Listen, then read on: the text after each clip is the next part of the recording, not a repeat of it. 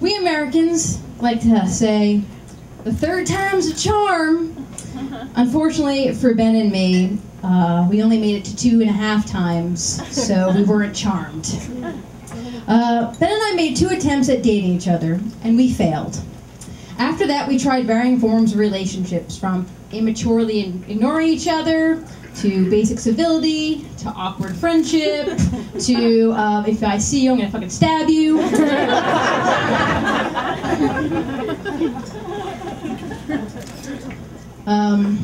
He couldn't ride off into the sunset for me because we kind of worked in the same industry.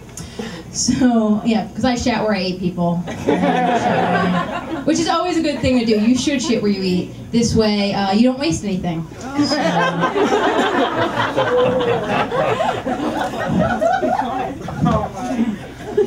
So anyway, so 2 years had gone by after our last attempt at romance, and we found ourselves at the same party. And one drink led to another, which led to another, which led to sex.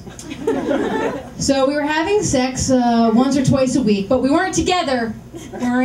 Let's be clear on that. We were not together. So the sex without being togetherness is how I get the half of attempt at a relationship. So during this period of time, we ran into each other at an East Village bar, because that's what happens when you shit where you eat.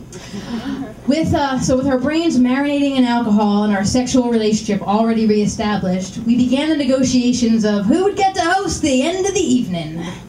Ben said that we should go back to his apartment because he had some appointment in the morning, and he'd never make it if we went back to my place in Brooklyn. But I couldn't go back to his place because I had to work my day job in the morning, which required me to dress business professional.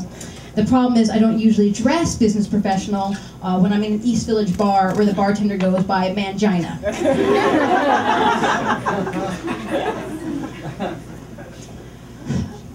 So, if we went back to his apartment, I couldn't borrow his clothes because he didn't own a suit. So in true us fashion, we spent probably an hour arguing about where we should go. And if we're not going to have sex this night, then which night are we going to have sex? And what? Was it going to be later in the week and which day? I feel like in New York City, it's the only place where you need like a PDA to schedule your sex. So the more we debated, the fewer people remained in the bar. Exasperated and horny, he suggested we give the bathroom a try. And I thought to myself, yeah, fuck yeah. I'm a sexually adventurous woman, and now I can prove it. Look at me, Mom. I'm a New York City woman, and I'm going to have sex in the bar. Everyone upstairs will be drinking beer and eating fried mac and cheese, but I'm going to get laid. Anyway. This bar was a great place, a great opportunity for me to have sex in. The bathroom at this place were logistically ideal for a first-time public bathroom sex act. The thick wooden doors traveled from the ceiling to the floor, leaving no gap for anyone to peer in. And to make matters better, the bathrooms were single occupancy and they locked. Similar to that bathroom, actually. It turns out that my imagination was a lot hotter than reality, because it was kind of gross in there. If there was ever a time you're going to use a condom, it should be in this bathroom. The toilet paper was strewn about, parts of the floor were wet, there was like this pervasive dampness. And I'm not much of a skirt wearer, but I wish I had been wearing a skirt that evening, because I had to like balance my pants low enough to have the sex, but not too low that they were touching the gross floor.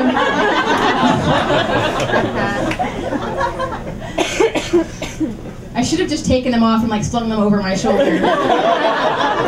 But genius never strikes at the moment that you need it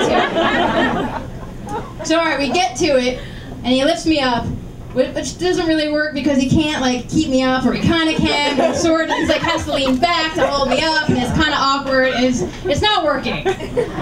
And I'm not big, people. Look at me. I'm 5'1". I'm 107 pounds. Like I thought, he's a grown man, and he should.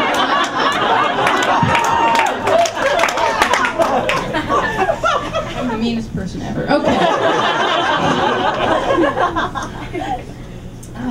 So he came to pick me up, and I would later learn, after sending a mass email to my friends the next day, that the best position for public bathroom sex is to have me facing the wall and then him pick me up. I honestly still don't think that would work, right? Like he's 6 whatever. So it's not working, but no big deal. Okay, no big deal, right? Because I am still having sex in the bathroom. I am still winning. Undeterred, I suggest that he sit on the toilet.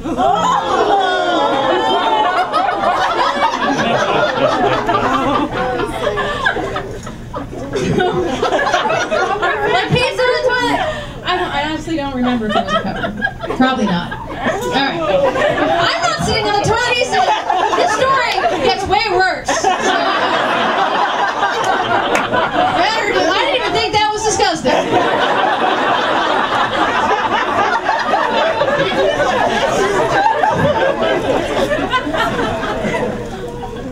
Now where was I? Oh yeah, so I suggested we move to the toilet with me sitting on top of him, and he, an enthusiastic lover of sitting, quickly agrees. So we're getting to it again, and then he says, "I should fart right now." Yeah, right? I don't know if that's the exact quote, but it was like that. He mentioned himself in the act of passing gas, describing the act of passing gas as a fart. Okay, this is. And so I responded, "Oh yeah, that would be so hot." It seems that Ben never got the memo that talking dirty does not mean talking scatologically. And I'm thinking, Jesus Christ, man, it's gross enough in here without your ridiculous comments. Like, focus. So then like a minute goes by, and then I heard a sound. Like a grade school child playing the tuba for the first time, and it reverberated out of the porcelain and bounced off the right wall, and then bounced off the left wall, and then off the right wall again, and then into my head as it rattled around. And I felt so humiliated. Which is ridiculous, right? Because I'm not the one who farted.